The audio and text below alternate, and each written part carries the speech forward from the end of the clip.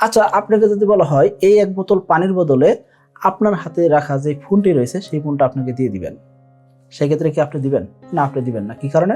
কারণ আপনার কাছে মনে হবে কি এই পানির মূল্য অবশ্যই আছে, পানির অপর নাম জীবন। অবশ্যই এই পানি অবশ্যই মিনারেল পানি হইতে হবে, তা না হলে আবার পানির অপর নাম কিন্তু জীবন হবে না, তাই না? সো পানির অপর নাম যেহেতু জীবন, তার মানে কি মিনারেল পানির অপর নাম জীবন।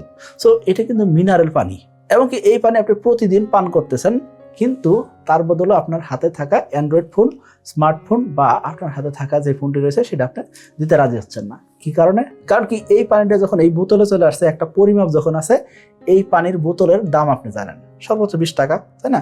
তো এই 20 টাকায় আপনি পাচ্ছেন কি এই 1 বোতল পানি। সো আপনার হাতে থাকা ফোনটার দাম তো অবশ্যই 20 টাকা না।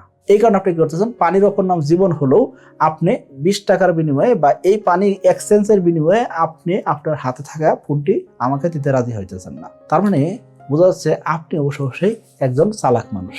তার না হলে তো আপনি সম্পত্তির দাম কত, ভ্যালুয়েশন কত, এবং কি সেটা যে এক্সচেঞ্জ করা যায় না সেটা কিন্তু আপনি বুঝতেছেন। তাহলে আপনি ঠিক কিভাবে কেউ একজন আপনার থেকে 5 মিনিট, 10 মিনিট, 20 মিনিট বা 1 ঘন্টা, 2 ঘন্টা বা সারাদিন নিয়ে যাচ্ছে বা সারা জীবন আপনার থেকে নিয়ে যাচ্ছে, তাকে আপনি আপনার সময়, আপনার পরিশ্রম সকল কিছু দিয়ে দিচ্ছেন, এবং কি আপনি নিজেও জানেন না ওই ব্যক্তিকে বা ওই কোনো একটা প্রতিষ্ঠানকে বা কোনো একটা স্পেসিফিক জায়গায় আপনার সময়, শ্রম, এনার্জি নষ্ট করতেছেন, কিন্তু আপনি জানেন না আপনার আলটিমেট গোল কি। আপনার জীবনটাই বৃথা হয়ে যাচ্ছে। কি কারণে? জাস্ট আপনি আপনার সময় এবং কি আপনার জীবনের যে ভ্যালু আছে সেই জিনিসটা না বোঝার কারণে। তো এই যে আপনি পানির বোতলের ক্ষেত্রে ঠিকই চালাকি করলেন, কিন্তু আপনার জীবনের ক্ষেত্রে চালাকি করতে পারতেছেন না। তো আমি বলবো আপনাকে, আপনি যদি একজন বিজনেস ওনার হন, সেই ক্ষেত্রে আপনার উচিত কি, আপনার কোন জায়গায় বিক্রি কম হচ্ছে, কি কারণে বিক্রি কম হচ্ছে সেটা খুঁজে বের করা। যদি না করতে পারেন সেক্ষেত্রে আপনার সেলস বাড়বে না। আপনি যদি একজন স্টুডেন্ট হয়ে থাকেন, সেই ক্ষেত্রে আপনি সিলেবাসে সব পড়তেছেন, কিন্তু অ্যাকচুয়ালি আপনার পরীক্ষা কি আসবে সেটা আপনি জানেন না। আপনি সিলেবাসের বাইরেও দুনিয়া জগৎ বলে কিছু আছে, সেই জিনিস সম্পর্কে আপনি ধারণাই রাখতেছেন না, যেটাকে আমরা জেনারেল নলেজ বলি।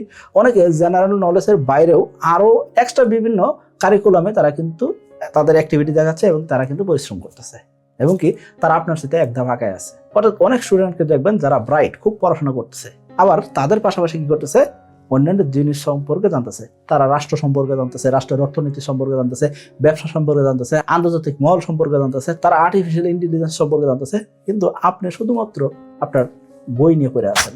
এইভাবে জীবনে স্কিল ডেভেলপ করা যায় না। সো আপনাকে শিখতে হবে, পরিশ্রম করতে হবে। আবার আপনি যদি একজন চাকরিজীবী হয়ে থাকেন, সেই ক্ষেত্রে আপনার বেতন কেন বৃদ্ধি পাচ্ছে না? আপনি গত বছর ইনসেন্টিভ পেয়েছেন, তো আপনার বেতন বৃদ্ধি পাইছে কত % বৃদ্ধি পাইছে? আপনার স্কিল কতটুকু ডেভেলপ হয়েছে? এই যে বেতন বৃদ্ধি পেলো, কি কারণে বৃদ্ধি হলো সেটা আপনি কখনো খুঁজে দেখছেন? আপনার কাছে মনে হচ্ছে কি আপনি শুধুমাত্র পরিশ্রম করেন, এই কারণে আপনাকে কোম্পানি বেতন দিচ্ছে। আলটিমেটলি আপনি ভুল ভাবতেছেন। আপনার পরিশ্রমের কারণে দিচ্ছে না, শুধুমাত্র আপনার মেধার কারণে দিচ্ছে, আপনার সময়ের কারণে দিচ্ছে, এবং কি আপনি যে এফোর্ট দিচ্ছেন সেই এফোর্টের কারণে কিন্তু আপনার কোম্পানি আপনাকে বেতন দিচ্ছে। সো আপনার স্কিল ডেভেলপমেন্ট হচ্ছে না কেন, সেই জায়গাতে আপনাকে ফোকাস করতে হবে। এখন আপনি বলতে পারেন এই জিনিসটা তো অনেকটা মোটিভেশন টাইপের হয়ে গেল, কিন্তু অ্যাকচুয়ালি একটু ভাবার বিষয় যে আপনার জীবন আপনি নষ্ট করতেছেন কি কারণে? Just nothing. আপনি জানেন না কি কারণে নষ্ট হচ্ছে। প্রতিদিন সময় নষ্ট করতেছেন, এই সময়ের অ্যাকচুয়াল ভ্যালু আমরা দিতে পারি না। জাস্ট এই কারণে আমাদের জীবনে প্রোগ্রেস নাই। সো আমি বলবো আপনাকে, 2026 সালের অলরেডি অর্ধেক চলে গেছে। এখনো যদি 2026 সালকে ভালোভাবে ক্লোজ করতে চান, আপনার আজকে থেকেই সঠিকভাবে কাজ করা উচিত, এবং কি শুধুমাত্র একটা স্কিল দিয়ে আপনি কখনোই সম্পদশালী হতে পারবেন না, বড় হতে পারবেন না, গ্রো করতে পারবেন না। আপনাকে একাধিক স্কিলের পিছনে সময় দিতে হবে। আশা করি বুঝতে পারছি। সকলে ভালো থাকবেন, সুস্থ থাকবেন। আসসালামু আলাইকুম।